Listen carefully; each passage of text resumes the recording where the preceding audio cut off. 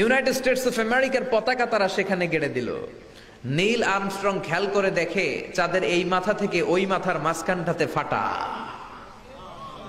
ফাটিয়েছে কে? চিল্লায় বলেন কে? এটা আরেকটা মিথ্যা। চাঁদের এ মাথা থেকে ও মাথা পর্যন্ত ফাটা এমন কিছু নীল আর্মস্ট্রং দেখেননি, দাবিও করেননি। চাঁদ কোনো সমতল জায়গা নয় যে সেটার এক মাথা থেকে আরেক মাথা পর্যন্ত দেখা যাবে। অ্যাপোলো 11 ল্যান্ড করেছিল চাঁদের এক অংশে, সেই অংশ যেটা আমরা পৃথিবী থেকে দেখতে পাই। এর বিপরীত পাশ অনুসন্ধান করা ওই মিশনের উদ্দেশ্য ছিল না। নীল আর্মস্ট্রং ও বাজ অলড্রিন চাঁদের মাটিতে দাঁড়িয়ে 120টিরও বেশি ছবি তোলেন। কোনো ছবিতে এমন কোনো ফাটল লক্ষ্য করা যায় না, যেমনটা আজহারি দাবি করেছেন।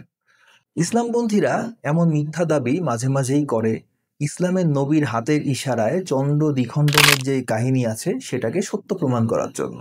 সামান্য বিজ্ঞান জানা বিশ্বাসী মানুষদেরকে এভাবে বিজ্ঞানের সাথে ধর্ম গুলিয়ে খাওয়ালে এসব বজ ব্যবসায়ীদের ব্যবসা আরও রমরমা হয়।